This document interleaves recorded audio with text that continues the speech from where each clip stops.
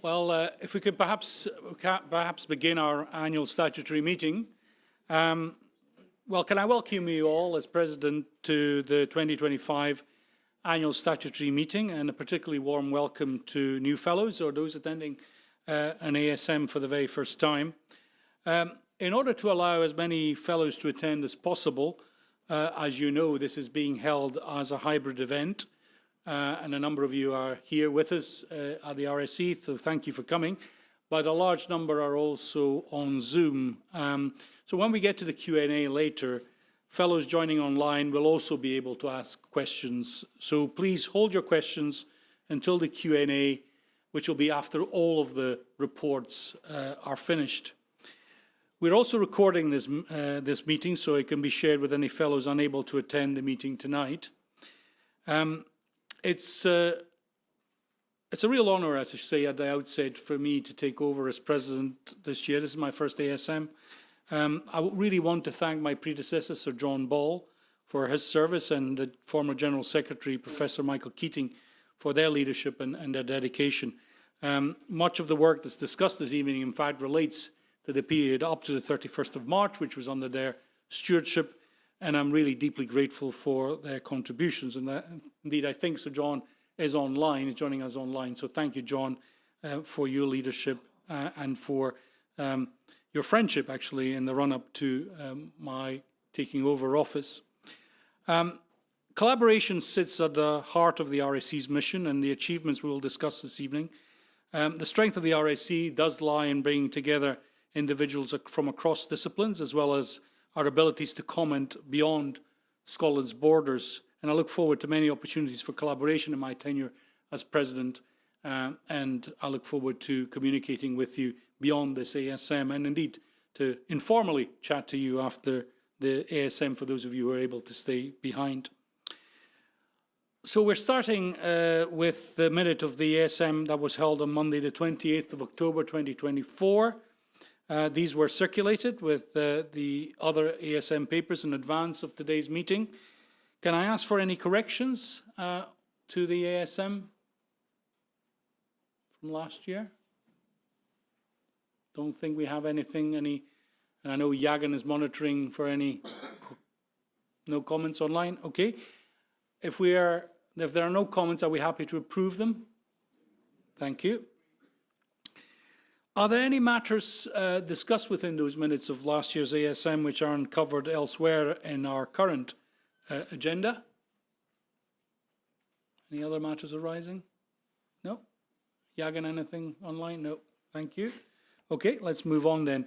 Can I ask General Secretary Jo Shaw to introduce her first annual report, and welcome, Jo, to the Office of General Secretary, and look forward to your report.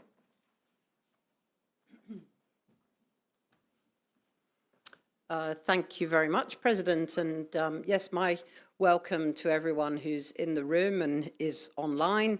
This is a fantastic honour for me to be here as the General Secretary this year and succeeding Michael Keating, who's done such an incredibly thorough job as the General Secretary, and his leadership is something that it's great to be able to follow on from. And I'm really enjoying the role of General Secretary, but you're not really here to hear me say that. But just to let you know, I am enjoying it and really feel like there's such a lot that we can do together further than what we have done already. So thank you for your support in bringing me to this role and giving me a chance to go forward.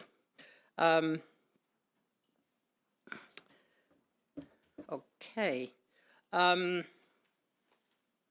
Right. So you'll know that the full Trustees' annual report was included in the papers for this meeting, and I'm sure you will have studied it very, very carefully. So I won't go through the items one by one. There will also be a further breakdown from the CEO, Sarah Skerritt, of each of the programme areas in her presentation, which is to come after my presentation. So I'm really going to take very much a top top-down look at it.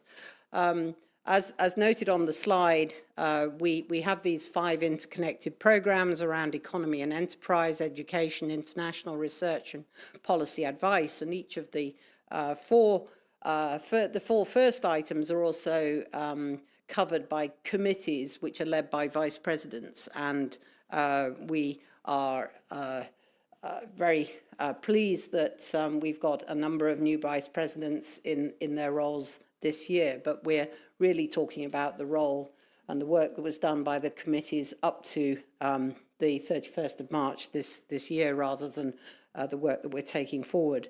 And the annual report highlights that we think that we're delivering very effectively on our 2023 to 2028 strategy, and the ways in which we're doing that is by supporting research, by supporting public engagement, and by working hard on our policy advice under 3 key challenges around, as it says on the slide, climate change and environmental sustainability, economic prosperity, and social cohesion and inclusion.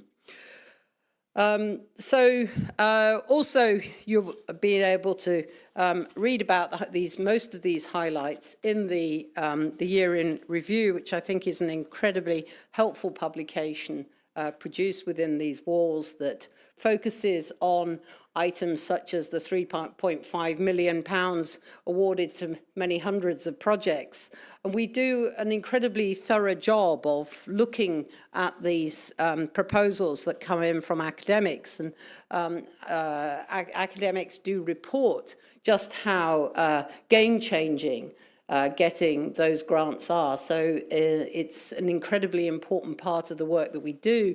It's very important that we make sure that we focus on earlier career researchers, many of whom can't access some of the larger grant schemes that exist.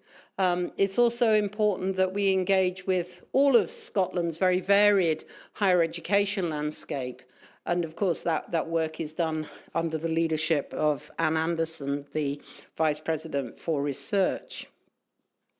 As you know, because I suspect that many people in this room have been involved in different aspects of our policy advice work, the RSE is a trusted interlocutor of a variety of different organisations, and we published 11 responses to consultation papers this year, and that's something that we're very proud of.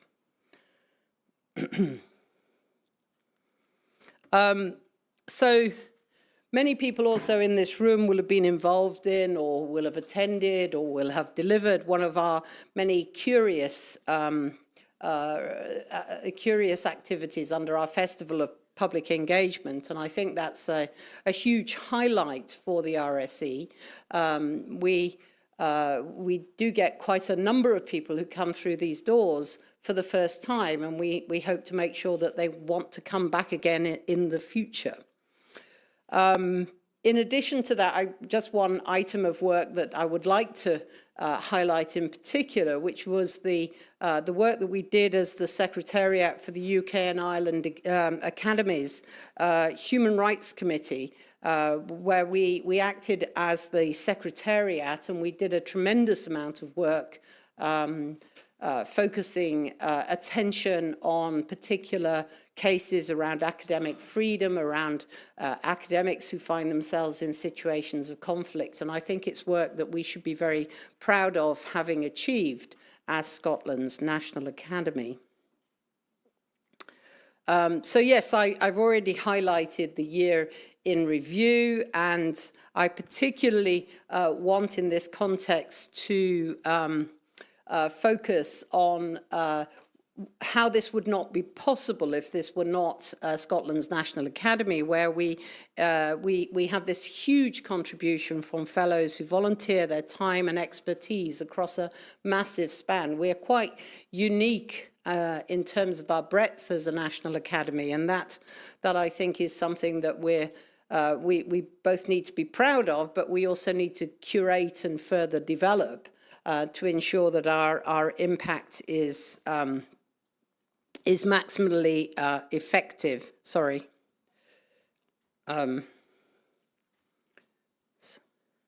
So none of what we're discussing this evening could be possible without the time that fellows fellows volunteer. And one of the things that we want to know more about is, since this is your society, this is a fellow-led organisation with a tremendous professional staff that makes it tick. We always want to know about your ideas and proposals to make the work that we do even better. And to that end, we invite proposals on a quarterly basis for the programme committee, which I'm privileged to chair, and I look forward to working with you and meeting with you over the period of time when I'm going to be General Secretary. But we've also chosen to formalise that a little bit with a fellowship engagement survey, which is an incredibly important part of our work with fellows. We want to know what you think we do well and what you think we do less well and could improve upon. And to that end, you've already had that link sent round. It's going to be running until the 3rd of November, I think, so that's a week today. So I said, look, there's no point in having a fellowship survey and then telling the fellows who come to the ASM that it's closing tomorrow. So we have got it open until the 3rd of November. So I hope that will be long enough for you to get to that survey and provide us with your feedback if you haven't done already.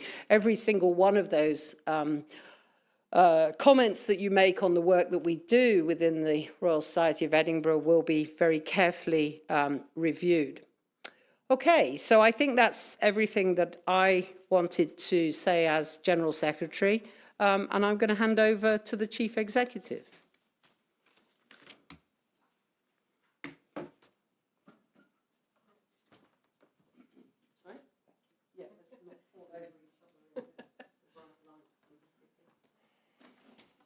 Good evening, everybody, and to echo the welcome of the President and General Secretary to those of you in the room and those of you online. I am asking the question, what's the role of a National Academy in 2025? The National Academy that we've just been reminding ourselves about is made up of fellows from across disciplines and from across sectors, which brings great strength to the RSE and what it can offer. Scotland faces rapid economic, environmental, technological and social change. So the RSE's mission of making knowledge useful has become increasingly important, particularly in times of misinformation and disinformation. So mobilising your trusted knowledge is a key commitment that we make across the breadth of Scotland's economy, technology, culture, society. And the RSE does this in multiple ways, which I'll be taking us through extremely briefly, but which you've obviously been able to look at through the Trustees' annual report and the year in review. So these highlights demonstrate how the RSE collectively has supported innovation, influenced public policy, and strengthened Scotland's research capacity and leadership, and enabled the public to contribute to debates on issues of national importance. So our thanks go out to you for enabling all these impacts to take place. So firstly, we look at inspiring research and look at the RSD's prestigious and competitive Research Awards programme. The figure you saw earlier was for a longer period than that which we're looking at just now, which is from 1st of April last year to 31st of March this year, where we saw almost 1.4 million of funding being awarded to more than 100 projects across 18 institutions. And this is something that VP Research has pushed forward, is making the Research Awards accessible to everyone in every discipline, at every institution, at every career stage. So they're known for being inclusive awards. 700 applications were reviewed by fellows, for which our thanks, showcasing the strong demand and high quality research. And you'll see there the number of national and international collaborations which boost these partnerships across sectors and strengthen Scotland's position at the forefront of research and innovation. And in addition, what the RSE does is offer something unique in the ecosystem of research awards, supporting high-risk areas very often and those in their earlier career to make a start in areas of great importance. In addition, and please, I know I'll be on the panel, but please ask Anne, who's sitting in the second row. We're delighted to talk about a new initiative last year through community-led projects funded under a new initiative, Healthy Planet, Healthy People, which is leveraging additional engagement and impact. 100k in additional funding leverage to expand the research programmes. And as we heard from Joe's report, 97% of awardees reported career progression benefits, with 82% developing new collaborations. And we're starting to gather more and more of this impact data so that we can tell that story. Anne also is the instigator of a really innovative link between the RSE and the Ministry of Science and Culture in Lower Saxony, which is developing further momentum and pace this year, but we can't report on that because we're only reporting up to the end of March. So in February, the RSE agreed a new international academic partnership worth over $1 million over the next 2 years. And as well as these stats which we're showing, I think it's important to see individual researcher stories. So I'll just be quiet and let you read that as one testimony.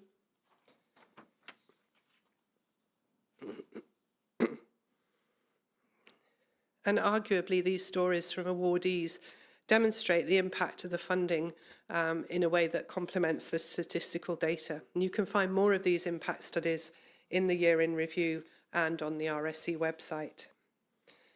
Complementing the research work is our work in public policy, and the RSE critically provides impartial analysis and advice on public policy for the benefit of policymakers, civil society and citizens.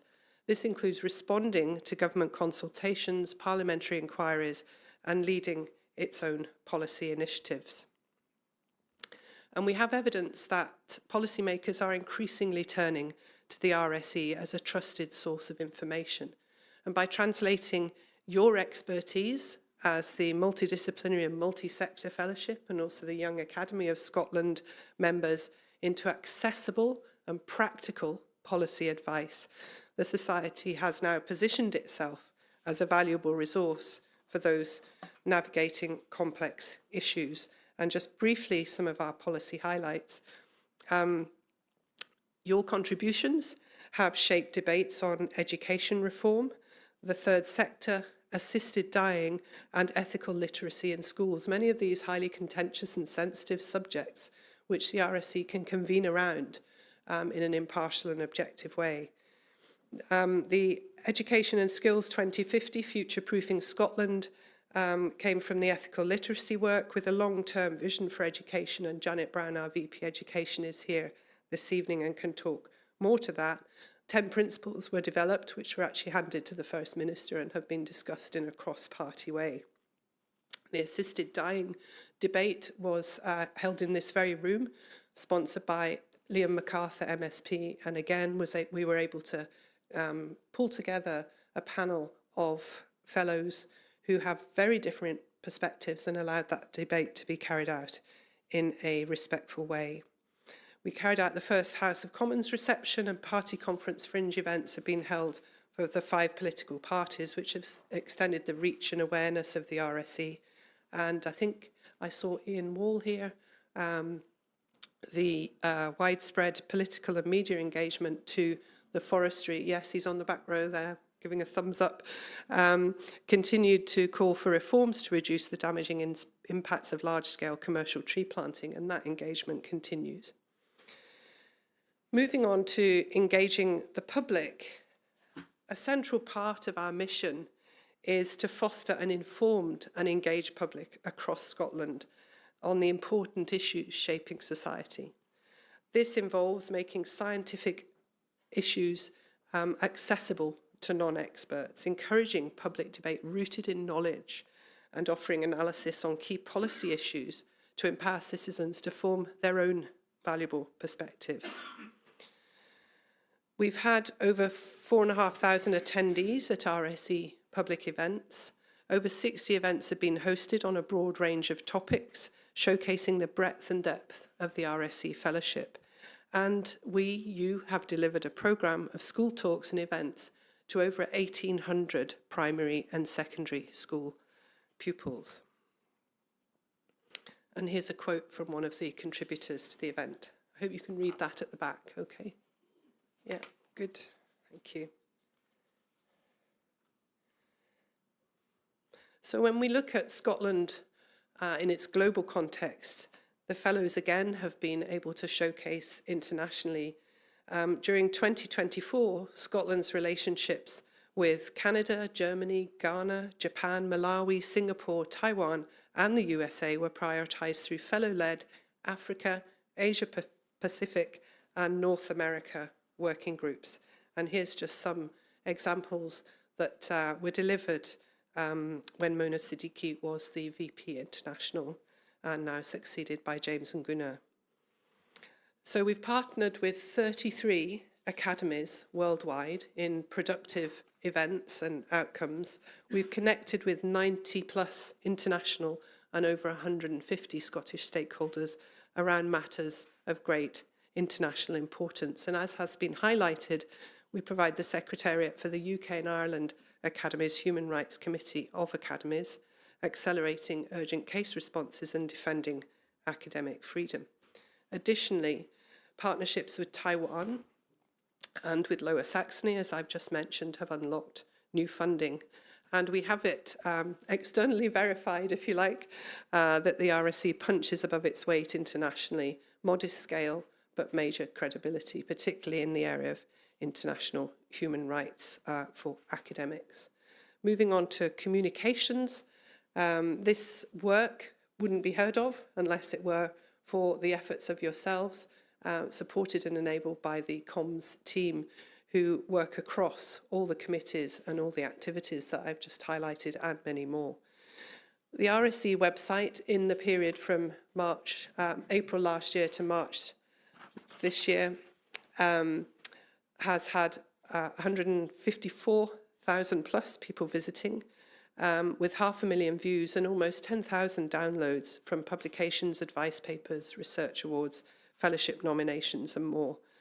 And the media profile has also led to 350 plus pieces. So if there's 365 days in a year, we've probably got a bit of time off for Christmas and Easter, but every day there's something going out, which highlights not only new fellows, but also, I don't know if you remember the Elgol dinosaur, and I think there was some prawn or something as well, unless that was this year and we can't talk about it yet. But education reports we've talked about, and the Lower Saxony Research Partnership. The comms team also supports communication with yourselves as fellows, and as Joe has mentioned, there is a survey out, so please do respond to that by this time next week. Also in communications, we're seeing changes in trends. Not only does comms work through traditional newsprint media, but also through YouTube, Instagram, and LinkedIn. And we're seeing many-fold increases in people's engagement, which enables us to diversify the message and reach a broader audience. You'll also know about the Resource magazine, which publishes themes around very important topics such as education in Scotland and the role of entrepreneurship and innovation. So that's looking back, briefly with one slide looking ahead. We continue to deliver the RSE strategic plan 2023 to 28, and we're roughly at the midterm of that. And we've been building up a lot of data through our evaluation frameworks so that we can know the progress that's been made. We're fulfilling our funding agreement with the Scottish Funding Council, whilst also working with them to provide a vision for what the RSE could deliver for Scotland and be for Scotland from 2023 to 2029. We are making knowledge useful specifically ahead of the Scottish election, and there is a pre-election working group with a number of events that appear in your fellows' bulletins and online. So please, of course, do make the most of coming to those and taking part in those. We have a new fundraising function, which is one of the agenda items for this evening, so you'll hear more about that. And as Joe has also said, we're continuing to encourage your engagement through making proposals for activities through the RSE's programme committee. So thank you very much for all that you do on a volunteer basis, and we look forward to continue working with you in the future. Thank you.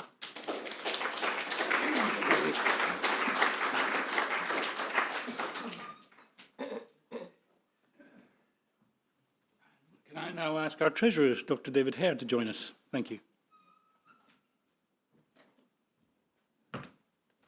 Well, good evening, everybody. This is where the fun starts with some numbers. I hope that didn't seem to go the right way. Try again. Hey, good. So if you only remember one number from this evening, remember 1.64 million, because that was our surplus this year. This is a breakdown of we've got two entities within our group, the RSE and the RSE Foundation, our charity trust. And what you'll see in the summary document is the group position and the RSE position. You don't see the foundation position, that comes in a separate document, but I've put it in this slide for those of you who want to see that. But the key thing about this is we made a surplus last year. But if you then look to see where this second slide, that is the slide in your summary pack and in the full page, the full financial statements, page 28, the group statement of financial activity. And again, what you see is the 1.64 million. And some of that happens in unrestricted, but a lot of it happens in restricted. And that's quite significant because it limits how much we can do with that money. And I'll explain what the restrictions are in a second or two. But actually, this slide, there's a couple of key numbers here. You'll see the 1.64 million on this slide again. But there was two significant one-offs that transformed this year's results. One of them was we exited a pension scheme. We had a small number of staff who were still in a defined benefit pension scheme, the Lothian Pension Fund. The rest of the staff were in a defined contribution savings pension scheme.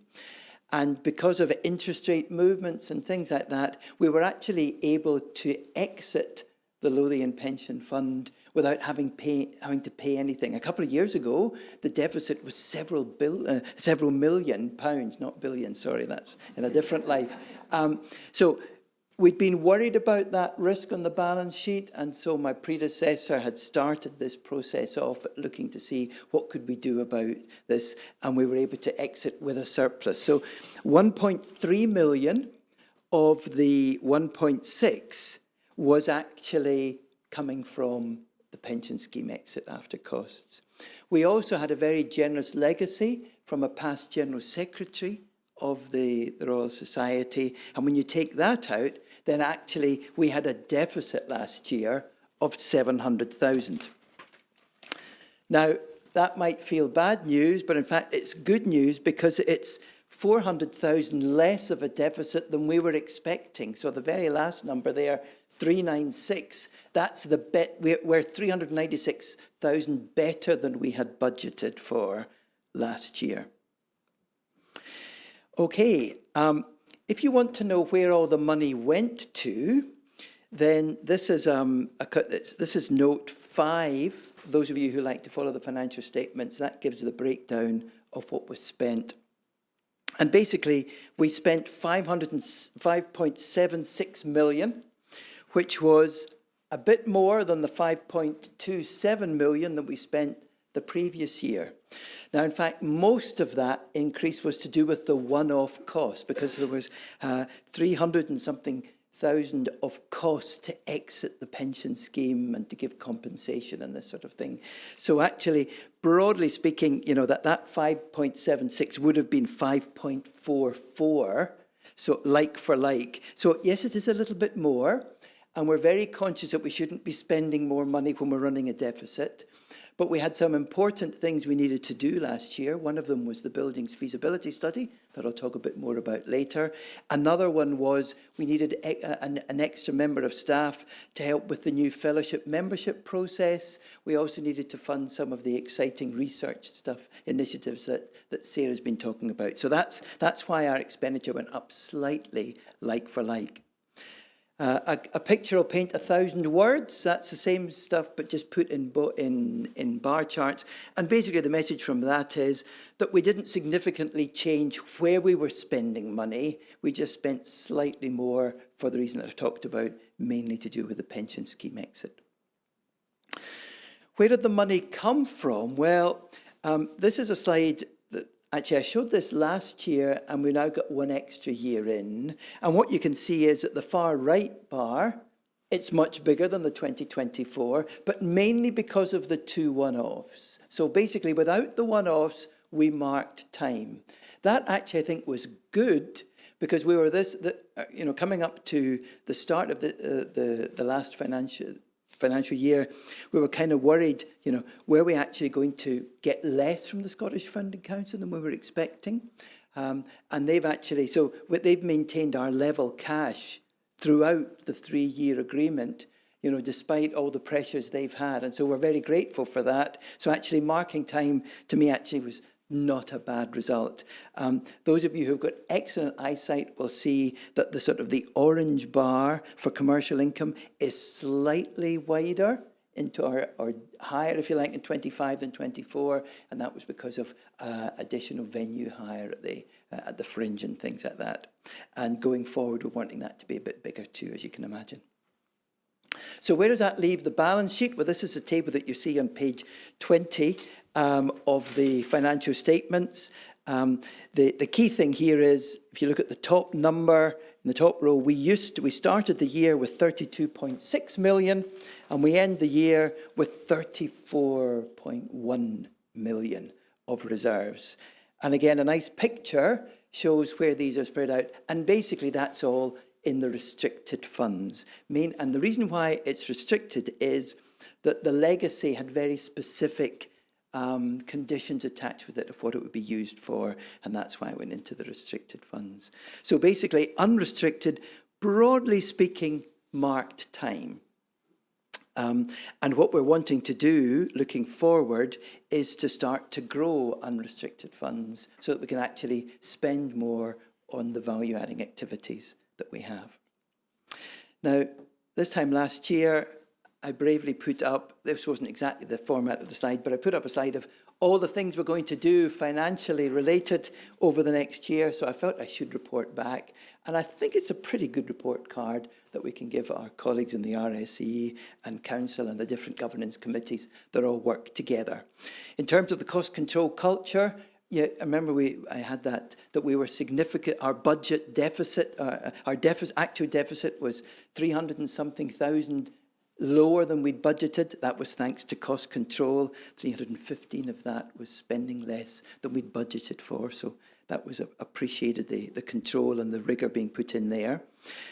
One of the things we really wanted to do was to enhance financial controls. There had been a few weaknesses in the past that had arisen, and we really wanted to strengthen that, and there'd been a programme that Council had put in place for that, and that all delivered successfully. We've implemented internal audit as well, and we've had an external review of our financial controls, and we didn't get a completely clean bill of health because you never expect that. There's always going to be improvements. But broadly speaking, there was nothing of any material weakness that was identified, and that was reassuring to the Audit and Risk Committee and to Council and to myself, obviously, too. Then one of the things we wanted to do was to have a financial framework, because actually all these restricted funds were given to be used, not to be just kept and to grow.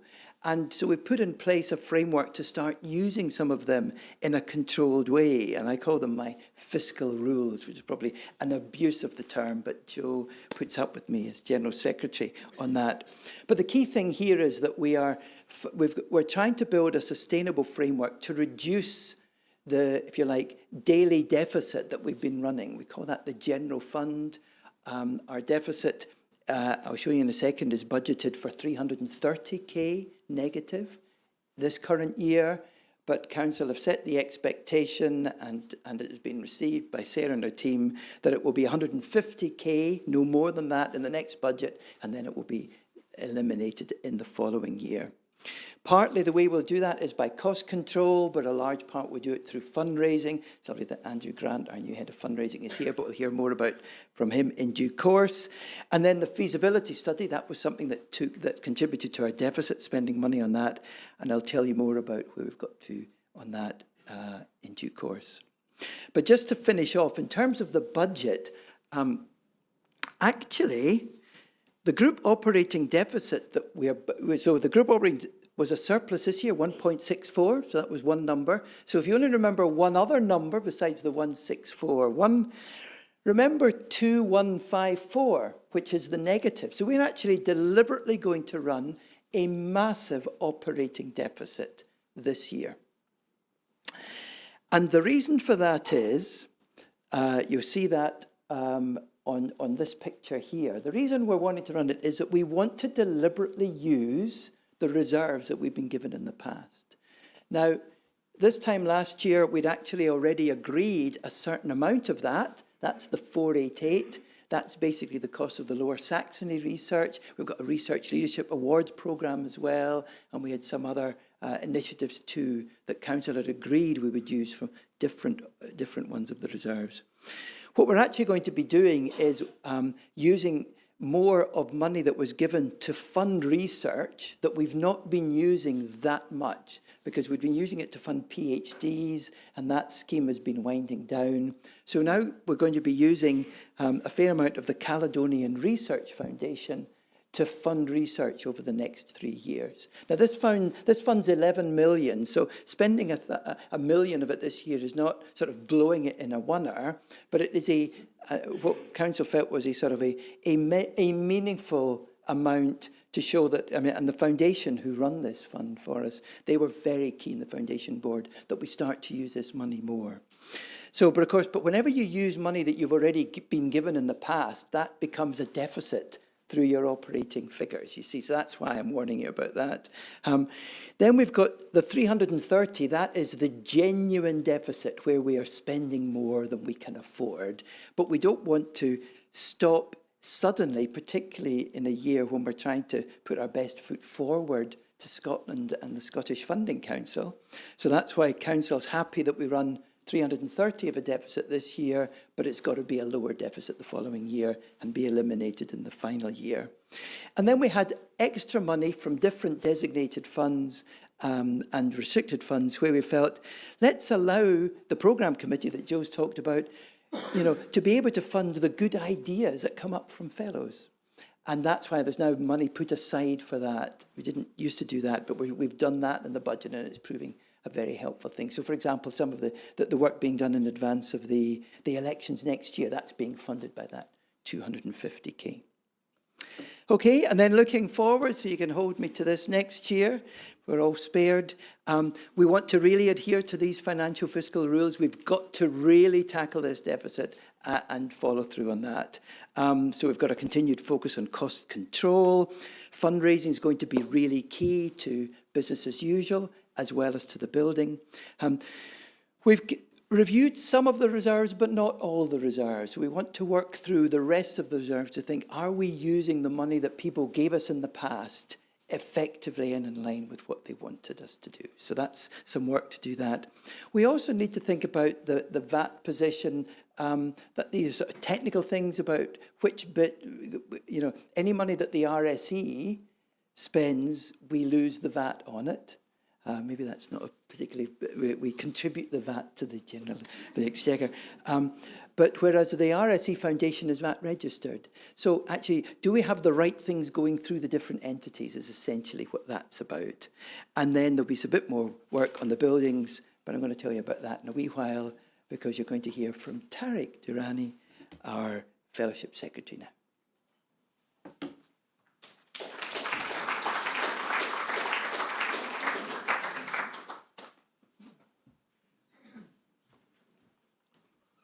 Well, good evening, ladies and gentlemen. A very warm welcome to the RSC.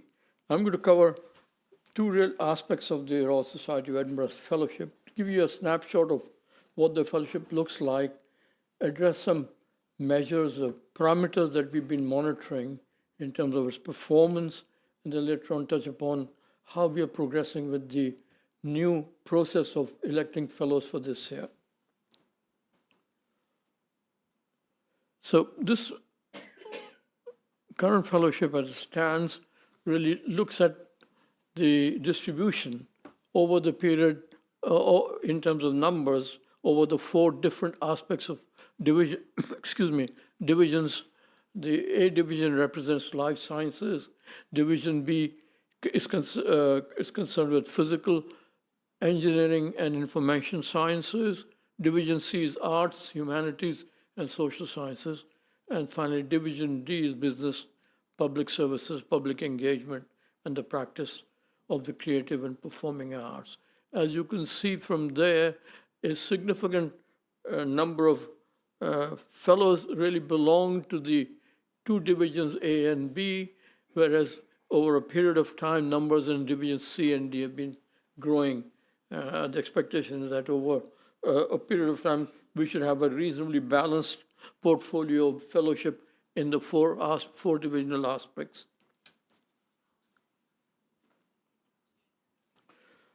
There is a perennial issue about the gender gap which exists within the fellowship. Really, if you look at the profile over there, we have something of the order of about 24% female representation and 76%. This 3-to-1 ratio, regrettably, has always been with us for a good number of years. And I'll show you a few slides which really reflect how things have moved on or have not moved on over the period of time. The next slide really, forgive me for the details over there, but this really is an indicative profile across the different divisions and subdivisions and sections within the divisions.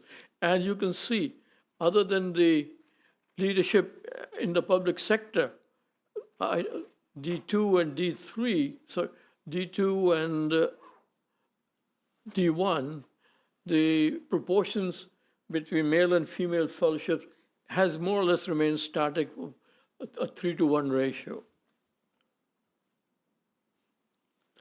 And that is again repeated across the divisions when we talk about honorary fellows, the predominance of males within the different divisions remains, other than, as you can see, in recent years, there has been an improvement, particularly in Division D, which is D2 leadership in the physical sector, in the public sector, and leadership in the private sector. And the same really is reflected in the international fellows that we have, in the sense that in most of the natural sciences and physical sciences, there's a predominance of male fellows, whereas as we are looking towards the social sciences, there is some significant improvement. However, you may note that there are significant gaps in certain elements of those two divisions, and we would encourage fellows to put forward names of international colleagues in the areas of D and C and D, the social science areas and the creative arts. This is an interesting slide which actually shows us the age profile of fellows. And the last line is an important bit because, frankly, although we have 1864 fellows, there are under 65 fellows under the age of 65 is 688, whereas over 65 is 1171. So there is a 2-to-1 ratio of colleagues who are happily retired and enjoying life and contributing to the fellowship, whereas the relatively younger people are still in short supply. And the hope really is that over a period of time, with given encouragement, that balance should shift. This is the age range of fellows across the divisions. What we really find over there, which really doesn't make all that engaging reading, is that the average age of fellows is well into the 70 and over. Again, other than the business section, and frankly, one cannot be very proud of the fact that even in the business area, we are looking towards people in the age range of 69, whereas in the other three, 70 to 71. So again, I would urge colleagues to nominate younger members for the fellowship. Now, if you look towards the fellowship over the period 2020 to 2025, the picture doesn't really change all that much, although the graph is significant, somewhat skewed. The granularity isn't all that much. We're talking about maybe 2 to 3 years difference. And in this particular chart, we are talking about the average age in 2020 was 69.4 male, 30.6 female. I mean, the ladies are actually providing us a better balance in the overall numbers. Right through to 2025, there has been a significant, some reduction, 58.1 to 41.9. And that's why I said there is some encouraging signals coming through. The gender balance across the divisions elected between 2020 and 2025, again, it reflects the same sorry tale, with significant dominance by male members right throughout the different 4 divisions, other than in Division D, which is Arts and Social Sciences, and the business, there has been some improvement. The average age at election from 2025 to 2020 isn't all that different. That particular scale goes from about 58 to 54. So although the profile makes an interesting figure, the actual numbers don't change that much from year to year. Now, let me very quickly give you an update on where we are with regards to the current election process. You may recall that the society has adopted a new approach to electing fellows, which is much more granular than it had been in the past. One particular aspect has been that not only the forms have changed somewhat slightly, but the approach has been that in each of the divisions, the review committee includes individuals who then seek references, at least up to 5 references for each candidate. So there is a significant burden that has been placed. And I think at this stage, I'd like to take the opportunity to thank the fellowship team that have worked long and hard to make sure that they meet the different timescales and requirements for this new particular process. Forgive me, this is again a busy slide, but the important point worth noting is this year we had received 173 applications as compared to last year, 170 received in total. The top line reflects the number of applications we've received in different divisions. For example, Division A, which is Life Sciences, is 56. In Division B, Physical Engineering and Informatics Sciences, 46. Division C, 33. And Division D, Business, Arts and Services, 39. That particular distribution of applications isn't really all that different from last year, where we had received 170 with 55 applications a day, the same as this year, 37 in B, which has been a significant increase, 40 in C, a drop in the arts and humanities, whereas in the business section, the number of applications has remained the same.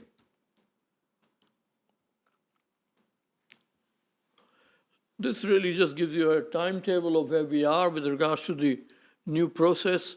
We had received, in this occasion, we have 2 sets of meetings of the divisional panels to review the applications. The first one was held around mid-August.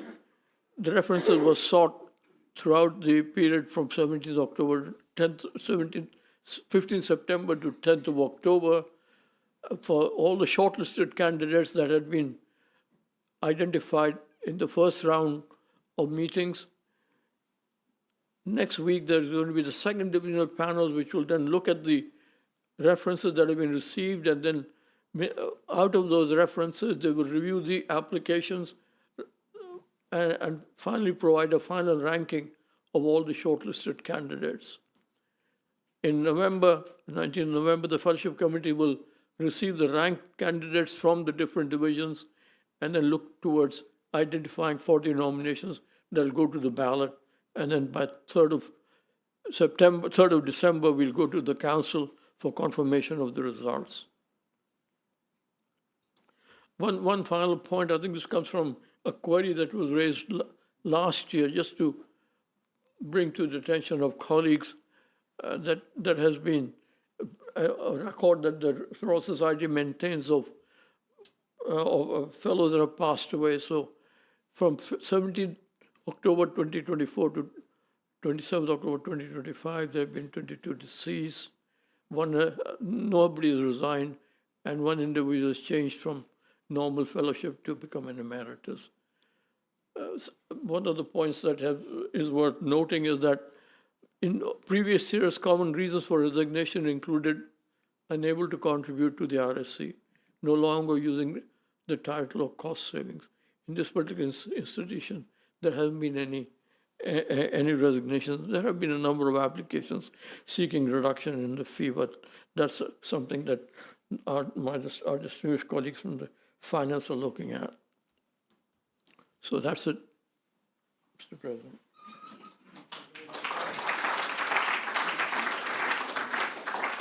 Tarek, don't go very far because people have now been very patient. And can I ask my 4 colleagues to join me on stage so that we can move to the Q&A?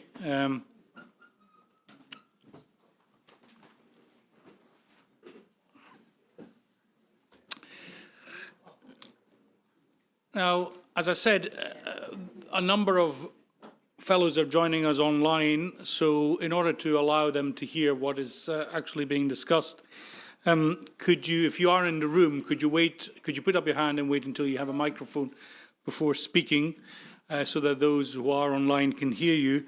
RSE staff will be on hand providing microphones. Please speak clearly into the microphone and state your name and surname so that we know who you are. And for those online, please, could you write your question into the chat, and a member of the RSE staff in the audience here will relay your question to the members of our panel. So again, if you're online, please don't try to unmute. I don't think you can. Type in your question into the chat, and we'll make sure that we can relay that. So let's open it up for Q&A. Yes. Thank you. Ian Torrance. A question to David Hare. The Waterson legacy, was that restricted or unrestricted? It was restricted. And can you tell us what for? Yes. He basically outlined 2 things. He wanted some money to be used for improving online video conferencing facilities.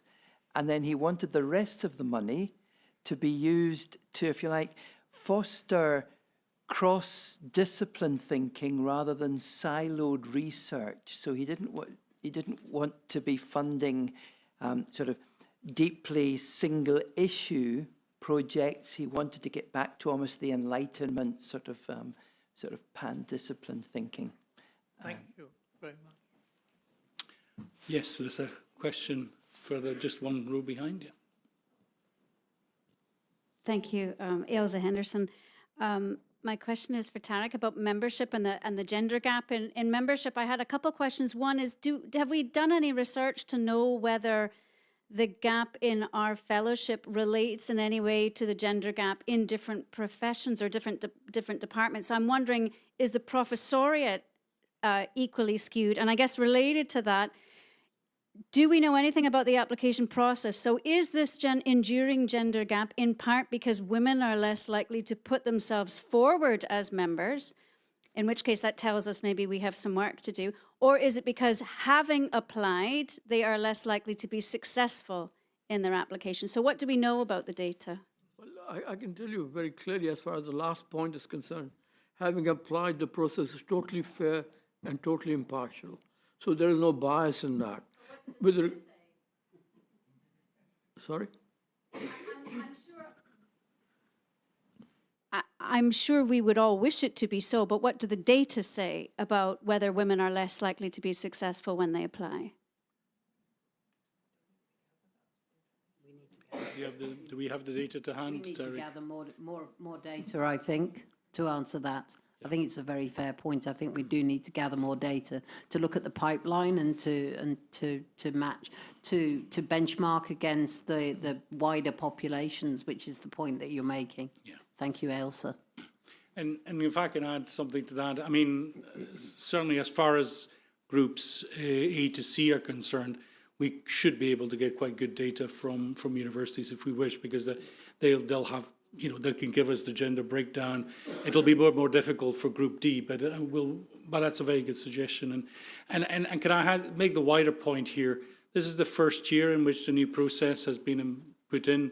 As Tarek said, I know in the hustings from when I was elected president, I was asked the question as to whether we would review the process, having run the new process for a year around EDI issues, and I said absolutely there that from my perspective that's really important that we do so. So any questions on that, I'm sure Tarek would be very willing to receive further questions about that even after the meeting, because we will be reviewing to see how the new process is functioning. Well, thanks so much, Anton. We are very definitely collecting information, and there is going to be a significant report coming at the end of the year on how the new process has been implemented and what particular feedback we are getting in terms of applications, in terms of reviewing processes, in terms of the references. So we'll be bringing to the Council a very thorough report. Can I just remind colleagues that whereas we've not done a survey very recently to make a comparison, but a few years ago, there was very definitely a study carried out which looked at really the proportion of female professors in universities as compared to male professors, and how that reflected into the election processes and the numbers of fellows at the Royal Society of Edinburgh. So that study was carried out, but that was a few years ago. Yes, question on the back there. Roger Crofts. Very many positives, but I wanted to ask the question of the contingency planning, because there's the high dependency on public finance coming through us through the FSC, and given the pressures that budget is on from universities, there is a high risk factor for us in the future. I wonder what your thinking is on that. Thank you very much. David, do you want to start? And I think then Sarah and myself can perhaps comment on engagement with the SFC. Yes, I mean, if the SFC stopped their funding altogether, then there are sufficient reserves to keep paying salaries for at least 6 months. In fact, considerably more than that. But that would be an existential event for the RSE. And that's so it's on our risk register, and that's something that we would then think through. We had actually been expecting a cut in this year's funding from the SFC, and we were thrilled when they didn't impose that, but they gave us level cash for the current financial year. But it's an issue that we're, very aware of. These negotiations that Sarah and the President will talk a little bit about are really, really important. But the lights wouldn't need to go out immediately, but it would change the shape and the nature of the RSE going forward, definitely.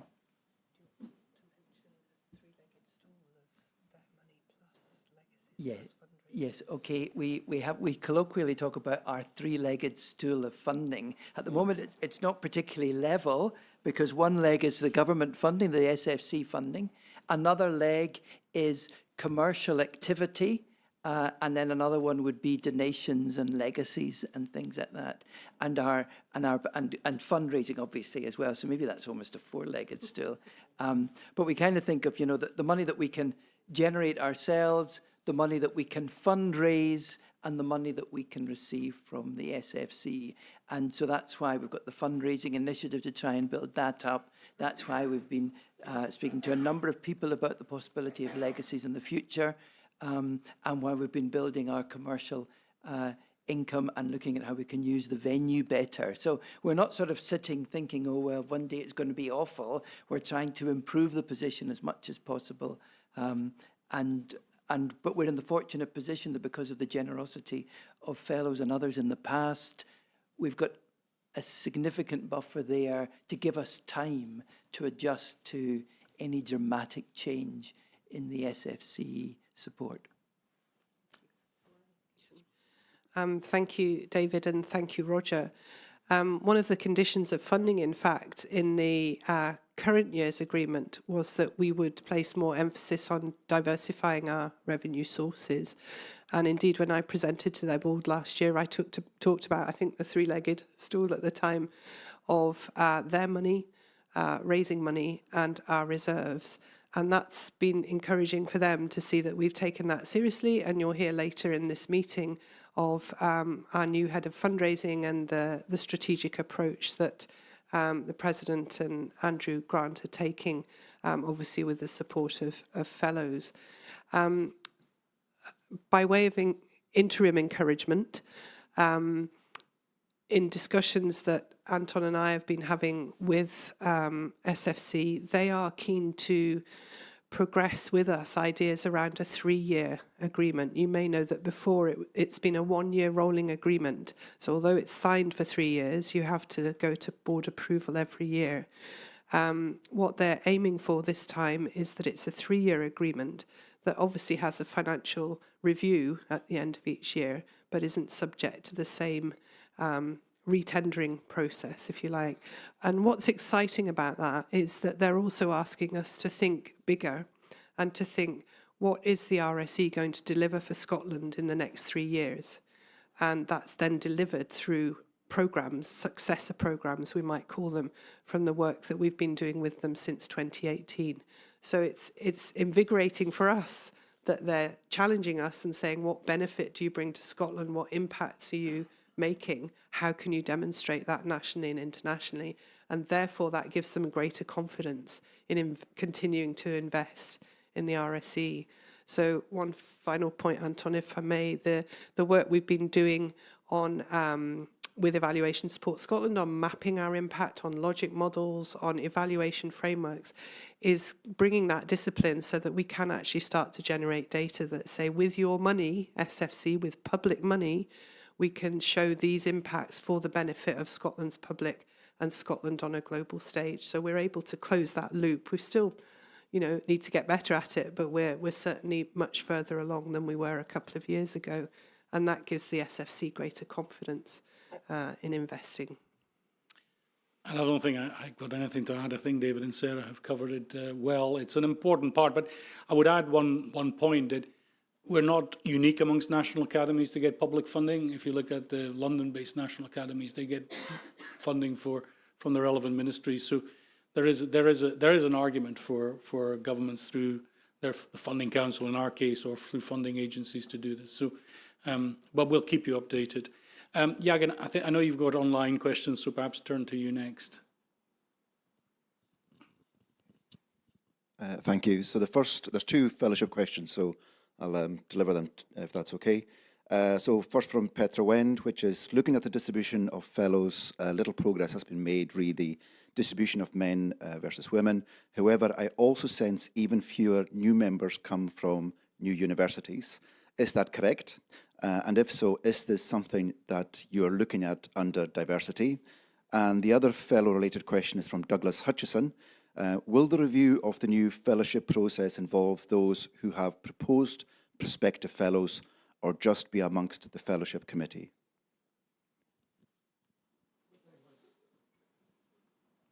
I didn't quite understand the second question, whether to do that, whether we'll go outside the fellowship to get some feedback, which we shan't. No, I think it's the divisions rather than the fellowship committee that will be looking at the data and looking at the feedback that we are getting in terms of the way in which the process is being implemented. Okay. And what was the first question? Excuse me. Fewer fellows coming from new universities. We are continuously monitoring the spread of applications that we receive, and I do not necessarily think there is any trend that we can at this stage identify. There's always information being sent to all the university principals and others, encouraging them to nominate individuals. Yeah. At the end of the day, the important point really is that the election process is based upon merit. It doesn't really matter where that merit comes from or which universities they come from. Sorry, you want to say something? Yeah, I just wanted to add that we've had a number of search panels in place in the last few years, and that has, if it's only inched the dial, then that means that we need to up our efforts to make sure that we are scanning the horizon for excellence wherever it can be found. And that obviously includes throughout Scotland's universities as well as in the public and private sectors. So happy to take that on board and up those efforts over the next period of time. I think we've got 3 questions here, so let's take them in a row. Now I'll go back to Yagan if there's any more online. Thanks. Andy Kerr, question for David. Why did the investments lose money? It's the investment portfolios are given out discretionary to 2 different fund managers. It's a medium to high risk strategy over a 10-year view. They lost money on the capital side of things, but they actually returned significantly more income than they lost in capital. It was about 150, 200,000 in capital, which was, I think was just there was a property trust invested in by one of the managers that didn't perform as well as he'd hoped to, and things like that.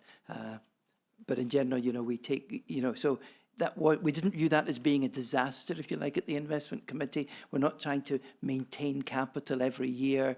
We're trying to grow at inflation plus 3%. So there'll be sort of ups and downs. Questions, 2 questions there. Let's take those in turn. Alex Rowe. It's another question on the gender gap. Are the selection committees gender balanced themselves? And is there any data on whether the gender balance of the selection committee influences the choices that are made? That's a very good question. Can I just remind colleagues that there are really 2 sets of committees that are involved in the election process.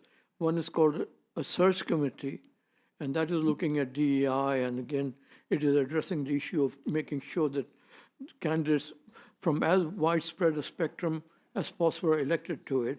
And then there is the divisional committee that review the applications. And in both of these cases, we try our best to have a gender balance. It is quite interesting that as far as the divisional committees are concerned, each one of these is headed by a female. And these do not necessarily belong to a specific discipline for that particular division, but they are there to ensure fairness and equity. Okay, let's take the other question. David Edward, 2 quick questions. The first is, as regards speakers for schools, is there contact between RSE and the organisation called Speakers for Schools, which I've been involved with? And secondly, could some guidance be given as to the criteria by which you decide whether somebody falls into Group C or Group D? For example, a person who holds high judicial office may very well be appropriate more for Group D than for Group C, where he or she might be competing with a professor who's a full-time academic. Very careful consideration is actually given to the nominations, bearing in mind the first cut of identifying individuals into which particular group they fall into is actually based upon the nomination itself. So the nominator proposes the particular division where an individual application will fall. Then when that particular nomination comes to that division, the divisional chair and others look at that particular application and ensure that it does actually fall within the remit of that division. So there is a fine-grained process of ensuring that applications do actually, at the end of the day, come to the correct division.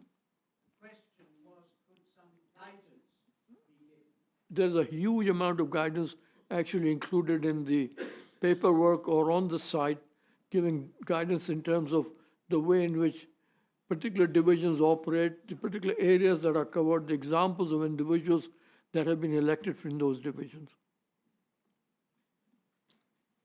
On the first part of your question of speakers for schools, we've just done a live search while that question was being answered, and we don't have evidence that we work yet with speakers for schools. That's what our understanding at the moment. If Martin Hendry is online, I don't know, I don't want to put him on the spot. Is he due to be online? He is VP Public Engagement, and this falls within his remit. He may be able to add a comment in the chat to that. Otherwise, it would be great if we could connect after this and I can find out more, and we can then see how we could potentially develop a relationship with speakers for schools. Thank you. Thank you. I'm conscious of time. I don't know, Yagan, if there's more online questions. So there's one comment rather than a question from David Wallace, and it's probably for your fundraising update later on, but I'll plant the seed anyway. And it's, I'm sure already well appreciated in fundraising, friend raising is an essential preliminary. And part of that is offering potential donors, and in brackets it's got wealthy individuals particularly, important to offer experiences that money can't buy. So that's just to plant the seed for your update later on. There is also a comment from Frank and Tony, and it is, the most effective means of public engagement appears to be the RSE website. Today there was zero mention of the RSE's position and activities regarding climate change, possibly the most significant scientific public engagement issue of the era. Why is this?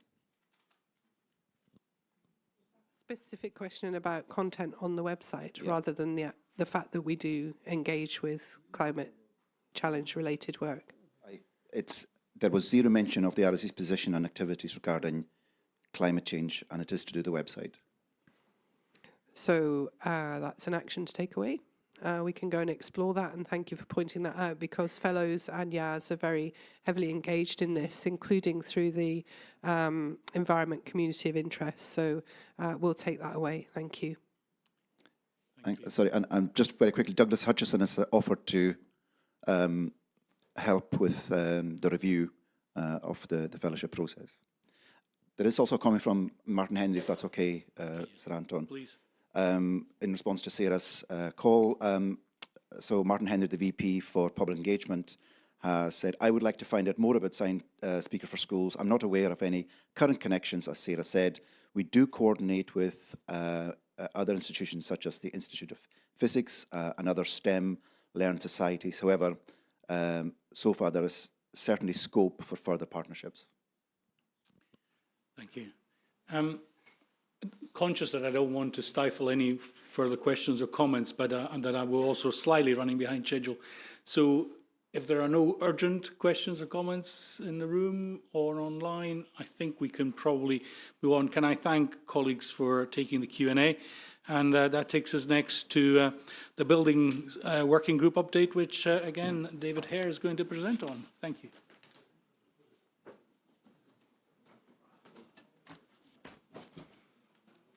Okay, thanks very much. This is a slide that I showed you last year that basically Council wanted to think, what are we going to do with our buildings? We've got 2 buildings here. What's the long-term strategy for the next 30 years? And they had kicked off a feasibility study that was going to look at all possible options. And then as it sort of firmed into sort of, you know, after some of the review processes, it homed in on 2 broad options. One was keep both buildings and remodel, or sell one and remodel the other. And we had this feasibility study that was just kicking off this time last year. And this was a slide that we showed, you know, that we'd appointed some project managers and quantity surveyor experts to guide us, and we were in the process of appointing architects with a view to getting a decision from Council in Q1 of 2025, March 25, on what are we going to do with the buildings. Those of you who tuned in to the webinar that we ran, I think, in February of this year, will know something of where it had got to. But for those of you who didn't, then what happened was, in March, Council decided that we should proceed on the basis of keeping both buildings and renovating both buildings. Not necessarily that we would use both buildings for ourselves. We might use part of one, or one as an investment generation, sort of an income generating building. But we should proceed on the basis of, let's keep both buildings just now and do something sensible with them. That was, I suppose I should mention, Simpson and Brown are the architects. They've worked on a lot of historic buildings in Edinburgh and beyond, and they've been working with us. Harlow Haddo, they're the building engineers, so that everything is being sort of well costed and researched in terms of, you know, what would be the implications for electrics, for ventilation, for building stability, all this type of thing. So when you look at the buildings, we've got these two buildings. I really like this coloured slide. The white building, as we call it, that was built in, those you understood, it was built in 1908, actually. And the people who were in this building moved next door, and then we moved into this building in the early 1900s, and we call that the George Street building. And then this building that we're in just now was actually a salon that was added in 1898 to the George Street building, and it was to be a clerk's office, known as the rear salon. And then the yellow bit, that's the connecting gallery that goes along there that obliterates the view from all the basement meeting rooms and things like that. And basically the architects came up with a whole lot of really clever ideas of things that we could do in terms of improving this as a venue, but also in terms of improving what's through to the left-hand side there. And the plans, as some of you saw in the February presentation, the plans, you know, could include removing the yellow bit altogether and building a double height extension that would give much better convening space, much better accessibility. You know, there wouldn't be steps and this type of thing. We could also have a lovely rooftop terrace at the back that could be a nice entertainment venue. Lots of clever ideas to do in the roof of the George Street building. We could actually put a whole new floor up there in the roof space with glass windows facing out towards, you know, the view of the castle and what have you. It could be a very attractive space and lots of nice ideas of what to do with the white building as well. The trouble is, when they all add up, they come to quite a large amount of money. So what Council wanted us to do from March was to say, OK, all these clever ideas, what is a sensible way of proceeding here in terms of some sort of phased approach so that we could actually do something, something worthwhile, but it would need to depend on how much money we could raise, and we don't know yet what that would be. So we have all these different elements, as we call them, in the design plan, and your example would be George Street arrival, so that you would come in and it would be, you know, a more welcoming space, a more flexible space as well. Then you've got another one here, like, you know, the white building link, how you get to it just now. At the moment, it's a sort of in, round and about type of thing. As you go through a strong room, you know, there must be better ways of linking. So we've got all these different design elements. And what we then did was, over the summer, we said, OK, well, if you were to look and say, well, phase one would be, let's do the George Street building and whatever essential repairs are needed to the roof of the white building, then, you know, what would that be? What would that look like if you could afford the lot, or if you could afford very little? How would you prioritize that? So we talk about our three possible versions of phase one, so we think we'd start with dealing with George Street, and that's an obvious thing to do because actually we rent out a lot of the white building, so it makes sense to use the current building as effectively as we can. And so what we're working on the basis of is, if we could do everything, then we've got a lot of lovely, exciting things. If we could only do something very small, then it would be the essential works, improving the arrival and definitely improving here and the ventilation.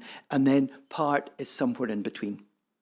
And where we are just now, this is a busy slide, you don't need to read it all. This was a slide taken from the September Council pack, committing to what we would do between September and December. So we had to sort out a number of sort of important design issues like, what size of kitchen would you need? What size of toilets do you need? And of course, depending on whether you're planning on phase 3 or with both buildings or just the George Street building, that dictates the size of things. So how much flexibility do you build in? All this type of thing. And what would a sensible timeline look like that enables enough time for all the proper controls with the council and planning, but also gives enough time for a fundraising campaign so that we would, because what we don't want to do is be committing to spend money that we actually don't have or don't think we're going to have. So we're not going to ruin the RSE with this building. We're going to proceed in a controlled, phased way, and the plan is that we'll, the architects, REBA, have this sort of project approach, and at the moment we're still in the sort of the early phases of a project. And what we want to do is to clarify enough to be able to then get council to fund going to the detailed design phase, which is REBA stage 3, and that's what we're aiming for December. And I don't know whether I should ask for questions or not at this point, President. I think so.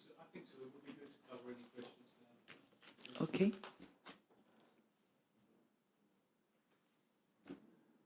No? Well, that's great. I mean, if anybody has got strong views, some people let me know them, and I'm grateful. Anybody that's spoken, I've always found it helpful. But if anybody wants to know more, or anybody has got particular experience of implementing major redevelopment projects, we'd love to talk to you. treasurer@rse.org.uk is the email address you need. Okay, thanks.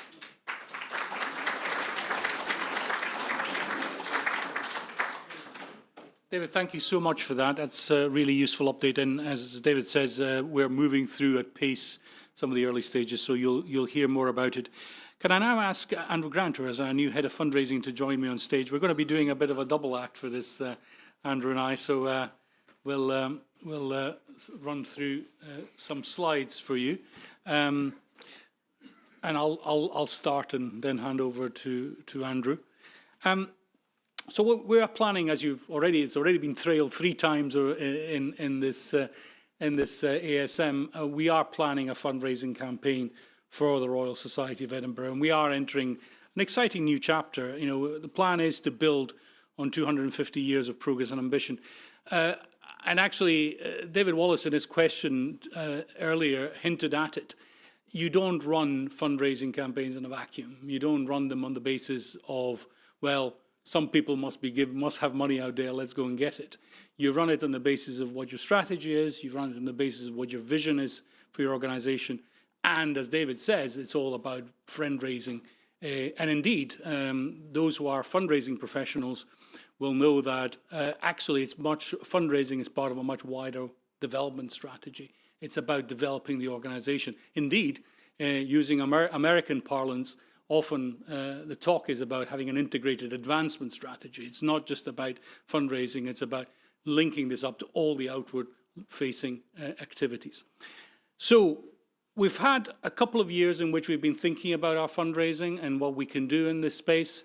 It's taken us some time to get to this stage. It's fair to say we've had a couple of perhaps slightly false starts, but actually David Hare's presentation earlier probably shows that it was actually quite fortuitous in many respects, because there's going to be 2 major elements to our fundraising campaign. The first is to help us support, as David says, the redevelopment of our historic George Street home in the first phase.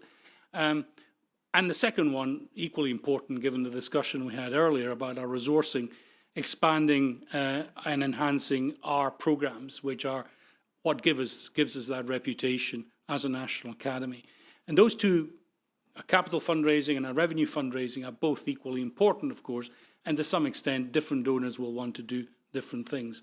But ultimately, both of these streams are all about ensuring the long-term sustainability and indeed our impact across research, education, public engagement, and international collaboration. And it's really all aligned with our, as you heard earlier from David and Sarah, trying to diversify our funding streams, but also really ultimately developing the RSE. Now, this is a shared endeavour. It's really important for us it's the heart of this work is the RSE's renewed commitment to build a strong, confident culture of philanthropy across the society. I said it already, it's not simply about fundraising, it's about strengthening those bonds that unite our fellows, our partners, supporters in a shared belief in the power of trusted knowledge, which is what we are about. And success is going to require all of us to work together.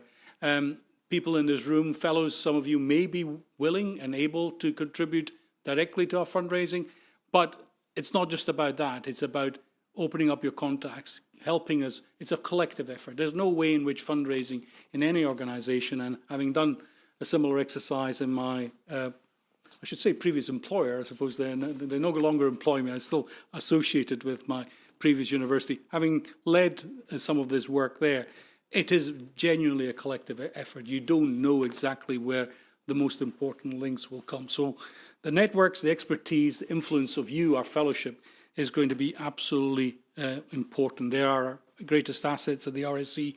Your introductions, your insights, and your enthusiasm will really be very vital as we move forward. In order to help us convene all this, I've convened a fundraising advisory board. It's very similar to those of you who've been involved in these exercises, these development campaigns before. It's essentially a volunteer board.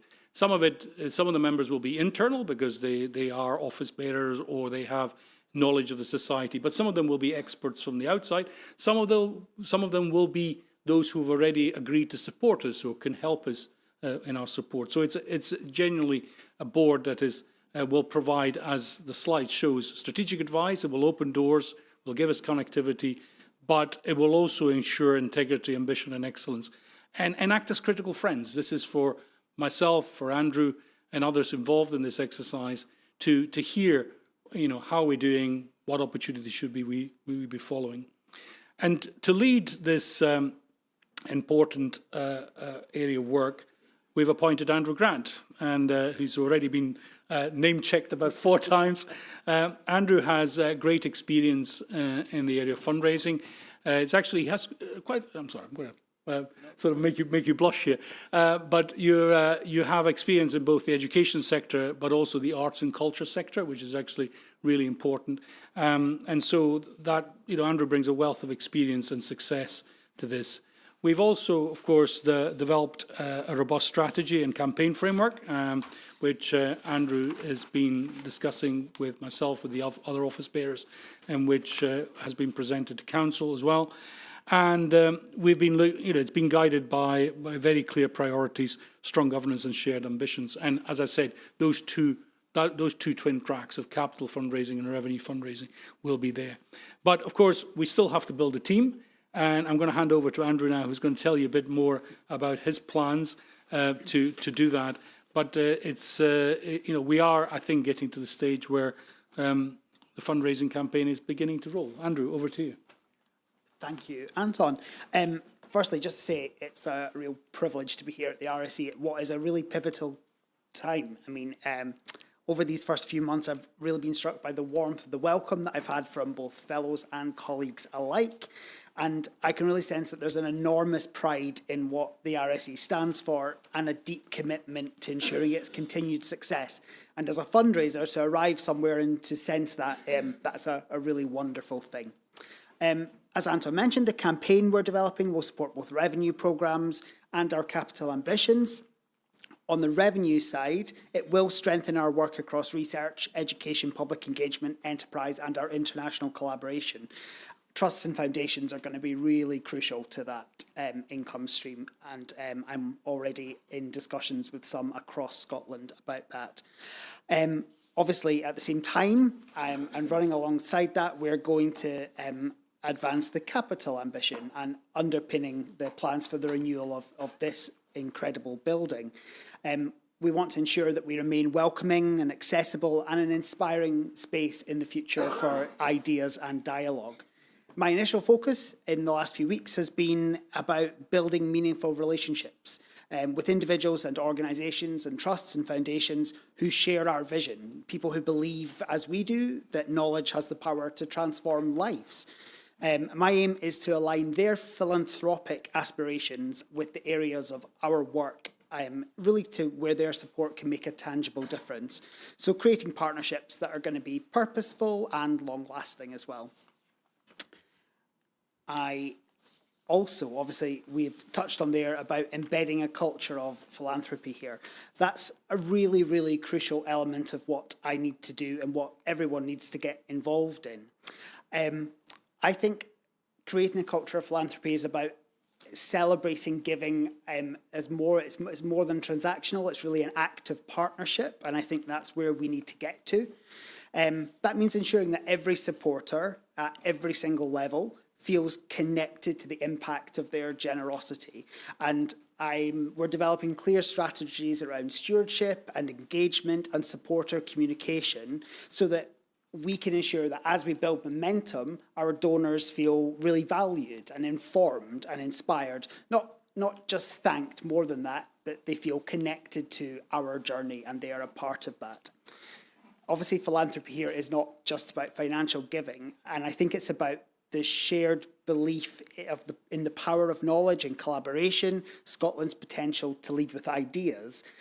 But it's also about recognising people's generosity in terms of time, of their networks, as Anton said, their expertise. That's all going to contribute to the success of this fundraising campaign.